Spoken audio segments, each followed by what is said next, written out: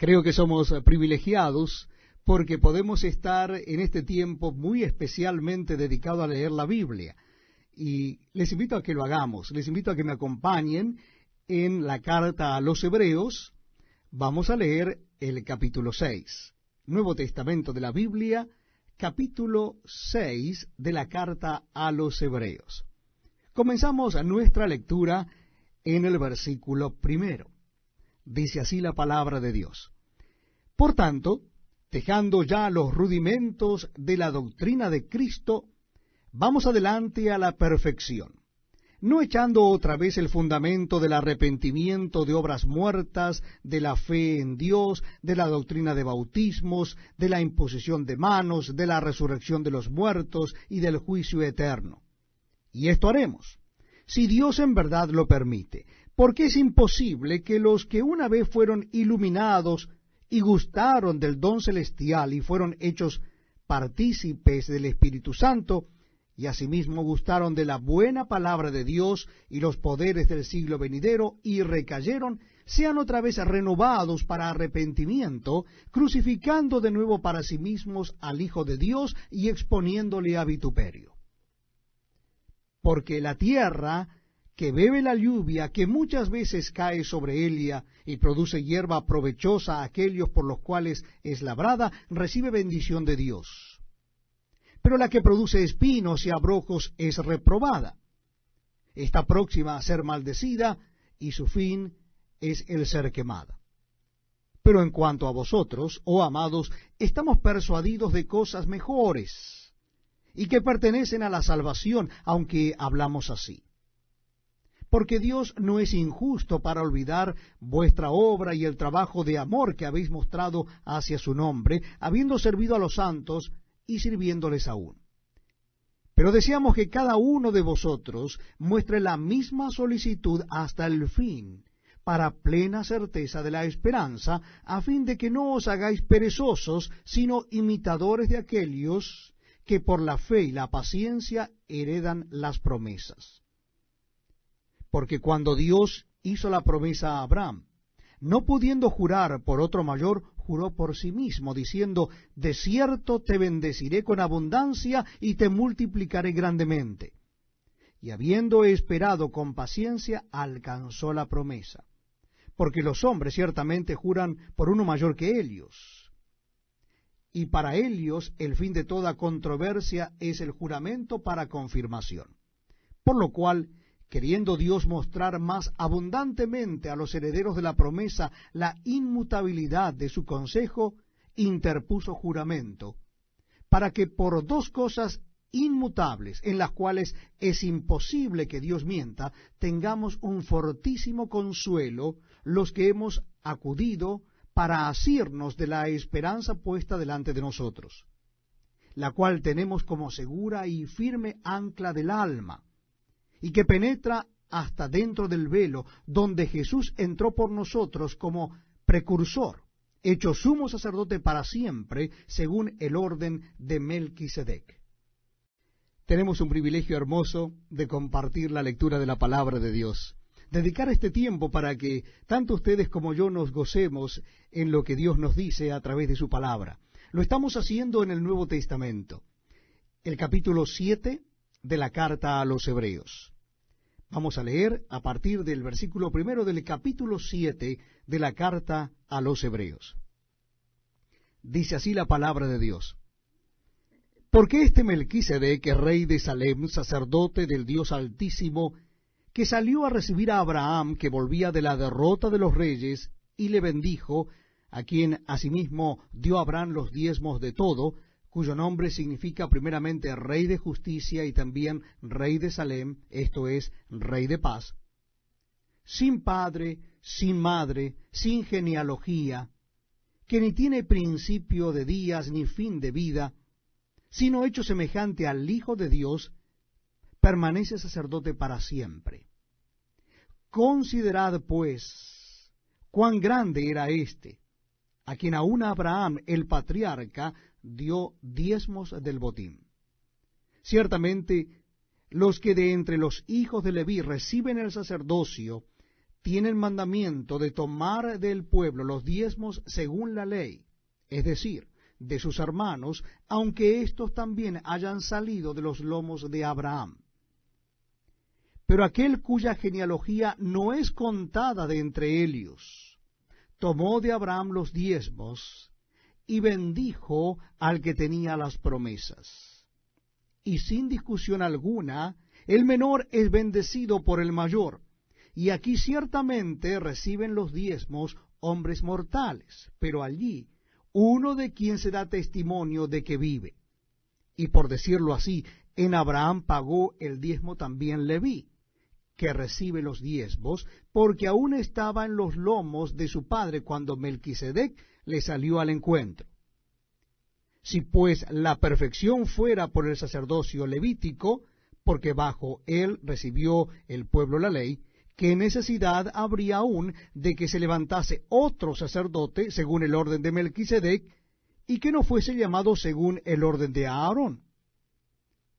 Porque cambiado el sacerdocio, necesario es que haya también cambio de ley. Y aquel de quien se dice esto es de otra tribu, de la cual nadie sirvió al altar. Porque manifiesto es que nuestro Señor vino de la tribu de Judá, de la cual nada habló Moisés tocante al sacerdocio. Y esto es aún más manifiesto. Si a semejanza de Melquisedec se levanta un sacerdote distinto, no constituido conforme a la ley del mandamiento acerca de la descendencia, sino según el poder de una vida indestructible, pues se da testimonio de él, tú eres sacerdote para siempre, según el orden de Melquisedec. Queda pues abrogado el mandamiento anterior a causa de su debilidad e ineficacia, pues nada perfeccionó la ley, y de la introducción de una mejor esperanza por la cual nos acercamos a Dios. Y esto no fue hecho sin juramento, porque los otros ciertamente sin juramento fueron hechos sacerdote, pero éste con el juramento del que le dijo, juró el Señor, y no se arrepentirá, tú eres sacerdote para siempre, según el orden de Melquisedec. Por tanto, Jesús es hecho fiador de un mejor pacto. Y los otros sacerdotes llegaron a ser muchos, debido a que por la muerte no podían continuar, mas éste, por cuanto permanece para siempre, tiene un sacerdocio inmutable, por lo cual puede también salvar perpetuamente a los que por él se acercan a Dios, viviendo siempre para interceder por ellos. Porque tal sumo sacerdote nos convenía, santo, inocente, sin mancha, apartado de los pecadores y hecho más sublime que los cielos, que no tiene necesidad cada día como aquellos sumos sacerdotes de ofrecer primero sacrificios por sus propios pecados y luego por los del pueblo, porque esto lo hizo una vez para siempre, ofreciéndose a sí mismo. Porque la ley constituye sumos sacerdotes a débiles hombres, pero la palabra del juramento posterior a la ley, al Hijo, hecho perfecto para siempre. Muchas gracias, amigos, por acompañarnos en este tiempo tan especial, donde damos lectura a la palabra de Dios. Lo estamos haciendo en el Nuevo Testamento, y en esta oportunidad es la carta a los Hebreos. Carta a los Hebreos. Vamos a leer en el capítulo 8, carta a los Hebreos, capítulo 8. Dice así la palabra de Dios. Ahora bien, el punto principal de lo que venimos diciendo es que tenemos tal sumo sacerdote, el cual se sentó a la diestra del trono de la majestad en los cielos, ministro del santuario y de aquel verdadero tabernáculo que levantó el Señor y no el hombre. Porque todo sumo sacerdote está constituido para presentar ofrendas y sacrificios, por lo cual es necesario que también éste tenga algo que ofrecer. Así que, si estuviese sobre la tierra, ni siquiera sería sacerdote, habiendo aún sacerdotes que presentan las ofrendas según la ley, los cuales sirven a lo que es figura y sombra de las cosas celestiales, como se le advirtió a Moisés cuando iba a erigir el tabernáculo, diciéndole: mira, haz todas las cosas conforme al modelo que se te ha mostrado en el monte. Pero ahora tanto mejor ministerio es el suyo, cuanto es mediador de un mejor pacto, establecido sobre mejores promesas. Porque si aquel primero hubiera sido sin defecto, ciertamente no se hubiera procurado lugar para el segundo. Porque reprendiéndolos dice: he aquí vienen días, dice el Señor, en que estableceré con la casa de Israel y la casa de Judá un nuevo pacto, no como el pacto que hice con sus padres el día que los tomé de la mano para sacarlos de la tierra de Egipto, porque ellos no permanecieron en mi pacto, y yo me desentendí de ellos, dice el Señor. Por lo cual, este es el pacto que haré con la casa de Israel.